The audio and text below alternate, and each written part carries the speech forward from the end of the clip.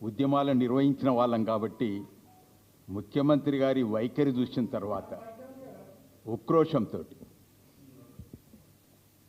ఉక్రోషంతో మాకు రక్తమంతా ఉడుకుతుంది.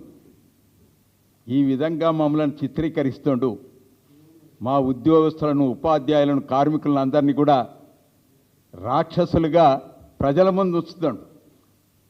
ఆయన ఒక మాట అంటే మాకు ఎంత బాధ కలిగిందంటే, నాది కోసుక తింటరా అనేటువంటి ఒక మాట మాట్లాడిండు.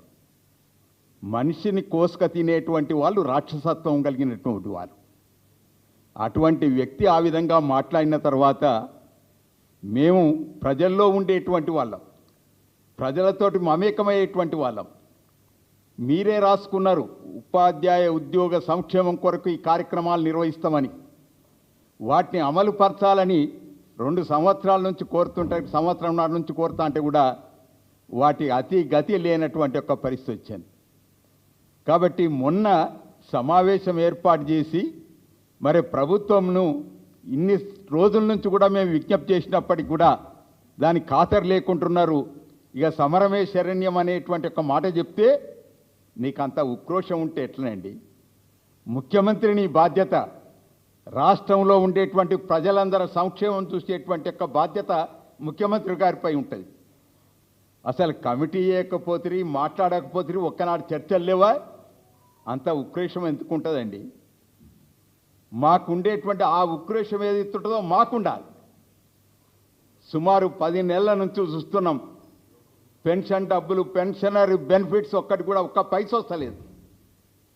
ఎంతోమంది రిటైర్ అయిన తర్వాత పెళ్లి చేసుకునేటోళ్ళు ఉంటారు, ఇల్లు కట్టుకునేటోళ్ళు ఉంటారు, ఈఎంఐ కట్టేటోళ్ళు ఉంటారు.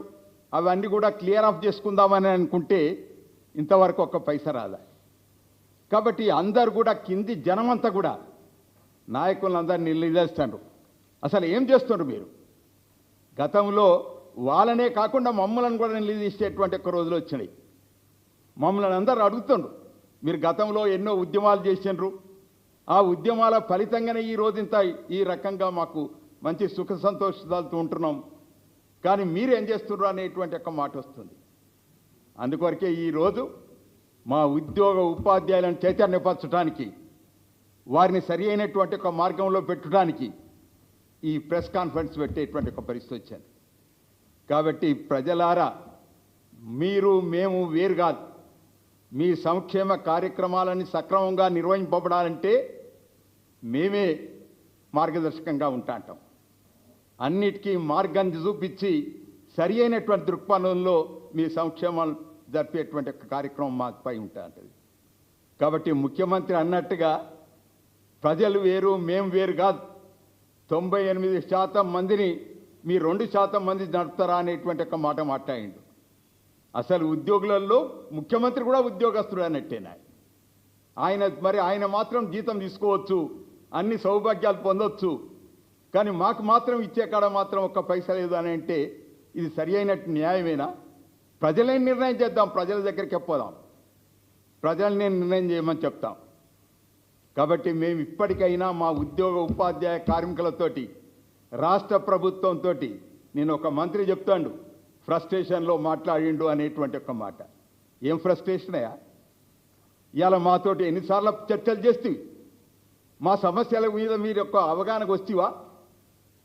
ఒక్క సమస్య ఇప్పుడు మా స్వామిగాడు అన్నట్టుగా 36 సమస్యలు, ఒక్క నయా పైసా ఖర్చు లేనటువంటి సమస్యలు ఉన్నాయి. వాటినైనా పరిష్కారం చేస్తేవా? ఒక్కటి పరిష్కారం చేయకుండా, చూడకుండా నీ ఇష్టం వచ్చినట్టుగా ఫ్రస్ట్రేషన్ ఉన్నారంటే ఎట్లా? కాబట్టి ఇది సరి అయినటువంటి ఒక నిర్ణయం కాదు. మీ వైఖరి చూసినంత మాత్రం మా ఉద్యోగ ఉపాధ్యాయ కార్మికులందరూ కూడా కడుపు కాలుతుంది, నెత్తురంతా ఉడుకుతుంది, రోమాలన్నీ నెక్కబడుతున్నాయి. కాబట్టి ఆ పరిస్థితుల్లో ఉన్నాం. ఇక ఇది ఇంకా ఎక్కువ జాప్యం చేసినట్టయితే మాత్రం ఇక ఎవరు ఏం చేస్తారో అనేటువంటిది మాత్రం ప్రజలను కలుపుకొనే మేము ఉద్యమం నిర్వహించేటువంటి ఒక పరిస్థితి వస్తుంది, ప్రజలతో చెప్పుకునేటువంటి ఒక పరిస్థితి వస్తుంది. కాబట్టి ప్రజలల్లో ఆ చైతన్యం తీసుకొచ్చేటట్టుగా కార్యాచరణ కార్యక్రమాన్ని రూపకల్పన చేయాలనేటువంటి ఆలోచన చేస్తున్నాం. ఆ రకంగా భవిష్యత్తులో ఉండేటువంటి ఒక అవకాశం ఉంటుందని కూడా మనం చేస్తున్నాం. Thank you.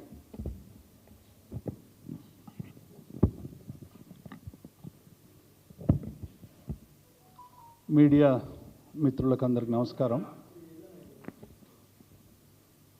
ముందుగా అందరి పక్షాన భారత ప్రభుత్వం పాకిస్తాన్ ఉగ్ర స్థావరాలపై దాడులు చేసి ఎవరైతే ఉగ్రవాదులు మొన్న 28 మందికి పైగా భారత పౌరుల ప్రాణాలని బలిగొన్నారో వాటికి మీద సరైనటువంటి చర్యలకి దిగుతున్నటువంటి ఆర్మీని కానీ కేంద్ర ప్రభుత్వాన్ని కానీ మేము మనస్ఫూర్తిగా అభినందిస్తూ ఈ దాడులను స్వాగతిస్తూ ఉన్నాం. ఇంతకుముందే పెద్దలు చాలామంది శ్రీనివాస్ గౌడ్ గారు కానీ స్వామి గౌడ్ గారు కానీ మా హమీద్ కానీ సుధాకరణ కానీ సుమిత్రానంద్ కానీ మా భుజంగరావు కానీ కళ్యాణ్ కానీ అందరం కూడా ఒక సుదీర్ఘకాలం ఉద్యోగ ఉపాధ్యాయ సంఘాల్లో పనిచేసినటువంటి వాళ్ళం.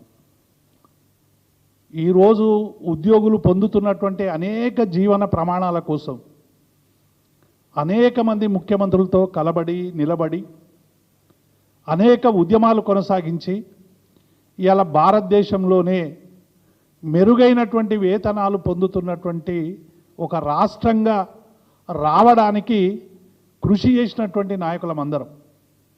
అందుకే ముఖ్యమంత్రి గారు నిన్న మాట్లాడినటువంటి మాటలు అందరినీ కూడా తీవ్రంగా బాధించినాయి. కారణం ఏంటంటే లక్షలాది ఉద్యోగుల ఆత్మగౌరవాన్ని రేవంత్ రెడ్డి మాటలు దెబ్బతీసినాయి. ఎందుకంటే తెలంగాణ ఉద్యోగులు మామూలు వేతనాల కోసం పనిచేస్తున్నటువంటి ఉద్యోగులు కాదు. ఒక సుదీర్ఘమైనటువంటి చరిత్ర తెలంగాణ ఉద్యోగులకు ఉంది. 52 ముల్కీ రూల్స్ నుండి ఫజల్ అలీ కమిషన్ దగ్గర నుండి తెలంగాణ రాష్ట్ర సాధన వరకు 69 ఉద్యమంలో 38 రోజులు సుదీర్ఘమైనటువంటి సమ్మె చేసినటువంటి ఉద్యోగులు. ఆ రోజు పీఆర్సీ కోసం మేము సమ్మె చేయలేదు. తెలంగాణ రాష్ట్రం రావాలి, ఉద్యోగుల మెరుగైనటువంటి పరిస్థితి ఉండాలి, 2వ తరగతి పౌరులుగా మా గడ్డ మీద మేము బతకకూడదు అనేటువంటి ఒక నినాదంతో పనిచేసినటువంటి ఉద్యోగులమందరం కూడా ఈరోజు ఇటువంటి ఉద్యోగుల్ని ఒక పోరాటంలో పాల్గొన్నటువంటి వాళ్ళని భుజం కలిపి నడిచినటువంటి వాళ్ళని ఈ రాష్ట్ర అభివృద్ధిలో భాగస్వాములైనటువంటి వాళ్ళ పట్ల ముఖ్యమంత్రి ఇట్లా వ్యవహరించడం అనేటువంటిది ఇది దుర్మార్గం. వెంటనే ఆ వ్యాఖ్యలు ఉపసంహరించుకోవాలని మేము డిమాండ్ చేస్తూ ఉన్నాం. ఇవాళ ఉద్యోగుల్ని ప్రజల్ని వేరు చేయడానికి ఒక కుట్ర చేస్తూ ఉన్నాడు రేవంత్ రెడ్డి గారు.